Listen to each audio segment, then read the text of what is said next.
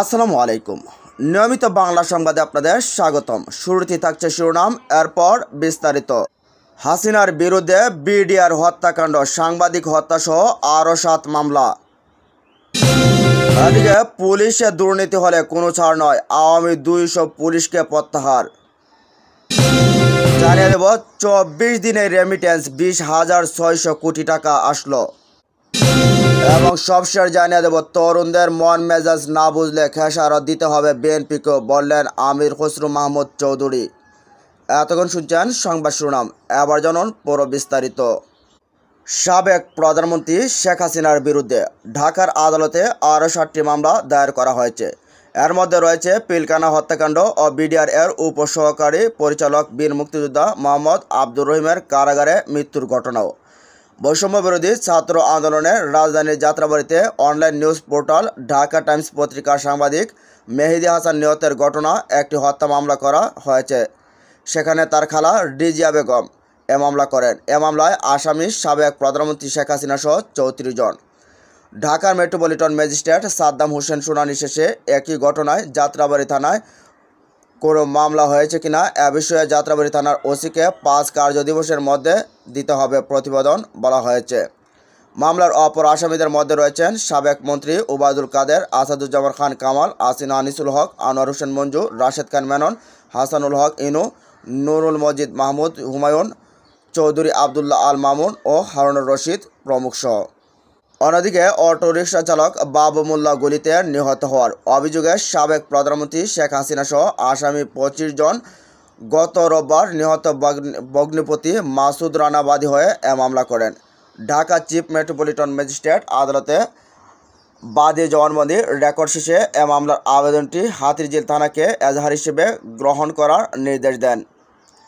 এ মামলার উল্লেখযোগ্য অপর আসামিরা হলেন সাবেক তথ্য সম্প্রচার প্রতিমন্ত্রী মোহাম্মদ এ আরাফাত, সাবেক বস্ত্র ও পাটমন্ত্রী জাহাঙ্গীর কবির নানক, সাবেক স্বরাষ্ট্রমন্ত্রী আসাদুজ্জামান খান কামাল, সাবেক সংসদ সদস্য মোহাম্মদ ওয়াকিল উদ্দিন। আর যাত্রাবাড়ির শনি আখড়া বাস স্ট্যান্ড এলাকায় গত 20 জুলাই টিসিবির পণ্য বিক্রেতা মোহাম্মদ ইউসুফ সানোয়ারের পুলিশ গুলিতে নিহতের ঘটনায় সাবেক প্রধানমন্ত্রী শেখ হাসিনা, ওবায়দুল কাদের সহ আসামি 28 জন। স্বরাষ্ট্র উপদেষ্টার সঙ্গে ফ্রান্সের রাষ্ট্রদূতের সৌজন্য সাক্ষাৎ, শিগগিরই অবৈধ অস্ত্র উদ্ধারে অভিযান স্বরাষ্ট্র উপদেষ্টার। পুলিশের দুর্নীতি হলে কোনো ছাড় নয়, পুলিশের দুর্নীতির ক্ষেত্রে কোনো ধরনের ছাড় দেওয়া হবে না, যেভাবে হোক দুর্নীতি রোধ করতে হবে। গতকাল রোববার পুলিশ হেডকোয়ার্টার্সের হল অব প্রাইডে ঊর্ধ্বতন পুলিশ কর্মকর্তাদের সঙ্গে মত বিনিময়কালে এর নির্দেশনা দেন স্বরাষ্ট্র উপদেষ্টা লেফটেন্যান্ট জেনারেল অবসরপ্রাপ্ত মোহাম্মদ জাহাঙ্গীর আলম চৌধুরী। জাহাঙ্গীর আলম চৌধুরী বলেন, পুলিশের গ্রহণযোগ্য কর সংস্কার করা প্রয়োজন, যার মাধ্যমে পুলিশিংয়ের ক্ষেত্রে ইতিবাচক পরিবর্তন আসবে। পুলিশকে তাদের কাজের মাধ্যমে জনবান্ধব হতে হবে, শৃঙ্খলার ক্ষেত্রে গুরুত্ব আরোপ করতে হবে। পুলিশ একটি শৃঙ্খলা বাহিনী, এখানে শৃঙ্খলা ভঙ্গের ক্ষেত্রে কোনো ধরনের ছাড় দেওয়া হবে না। আইজিপি মোহাম্মদ মাইনুল ইসলাম পুলিশের বর্তমান চ্যালেঞ্জ ও ভবিষ্যৎ কর্মপরিকল্পনা সম্পর্কে উপদেষ্টাকে অবহিত করেন। এ সময় আইজিপি বলেন, প্রয়োজনীয় সংস্কারের মাধ্যমে পুলিশ বাহিনীকে ফোর্স থেকে সার্ভিসে পরিণত করার উদ্যোগ গ্রহণ করা হয়েছে। এর আগে উপদেষ্টা পুলিশ হেডকোয়ার্টার্স এসে পৌঁছালে একটি সজ্জিত পুলিশ দল তাকে গার্ড অফ অনার দেয়। স্বরাষ্ট্র উপদেষ্টার সঙ্গে ফ্রান্সের রাষ্ট্রদূত সৌজন্য সাক্ষাৎ, স্বরাষ্ট্র উপদেষ্টা লেফটেন্যান্ট জেনারেল অবসরপ্রাপ্ত মোহাম্মদ জাহাঙ্গীর আলম চৌধুরীর সঙ্গে বাংলাদেশে নিযুক্ত ফ্রান্সের রাষ্ট্রদূত ম্যারি মাসদুপুই সৌজন্য সাক্ষাৎ করেন।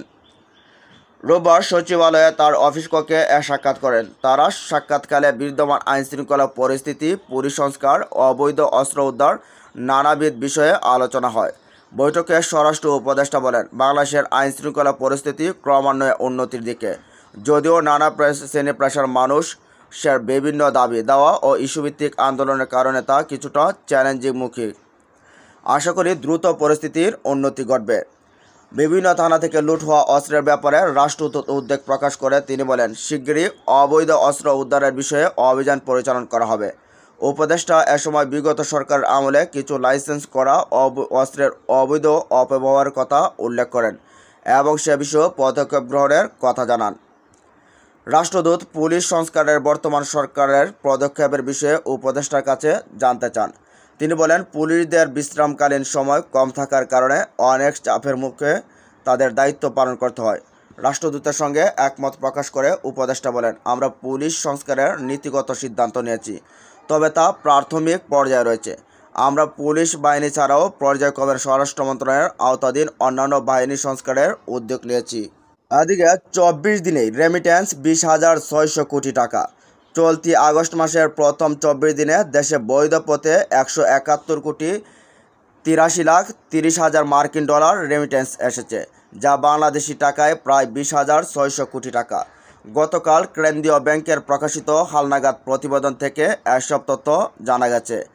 কেন্দ্রীয় ব্যাংকের তথ্য পর্যালোচনা করে দেখা গেছে, চলতি আগস্ট মাসের 24শে আগস্ট পর্যন্ত দেশের যে পরিমাণ রেমিট্যান্স এসেছে, এর মধ্যে রাষ্ট্রায়ত্ত ব্যাংকগুলোর মাধ্যমে 27 কোটি 69 লাখ ডলার, বিশেষায়িত একটি ব্যাংকের মাধ্যমে 6 কোটি 4 লাখ 10,000 মার্কিন ডলার, বেসরকারি ব্যাংকগুলোর মাধ্যমে এসেছে 137 কোটি 77 লাখ 90,000 ডলার এবং বিদেশি ব্যাংকগুলোর মাধ্যমে এসেছে 32 লাখ 30,000 মার্কিন ডলার রেমিট্যান্স। কেন্দ্রীয় ব্যাংকের তথ্য বলছে, আগস্টের 24 দিনের আগের বছরের একই সময়ের তুলনায় প্রায় 30% রেমিট্যান্স বেশি এসেছে। আগস্টের 24 দিনের রেমিট্যান্স এসেছিল 132 কোটি ডলার। জানা যায়, 2024 থেকে 25 অর্থ বছরের প্রথম মাস জুলাইয়ে দেশে 191 কোটি 35 লাখ 80,000 মার্কিন ডলার রেমিট্যান্স এসেছে, যা আগের 10 মাসের মধ্যে সর্বনিম্ন। এর আগে 2023 সালের সেপ্টেম্বরে রেমিট্যান্স এসেছিল 133 কোটি ডলার। প্রসঙ্গত, 2023 থেকে 24 অর্থ বছরের জুলাইয়ে 197 কোটি 31 লাখ, আগস্টে 159 কোটি 94 লাখ, সেপ্টেম্বর মাসে 133 কোটি 43 লাখ, অক্টোবরে 197 কোটি 14 লাখ, নভেম্বরে 193 কোটি, ডিসেম্বরে 199 কোটি 12 লাখ, জানুয়ারিতে 201 কোটি 31 লাখ।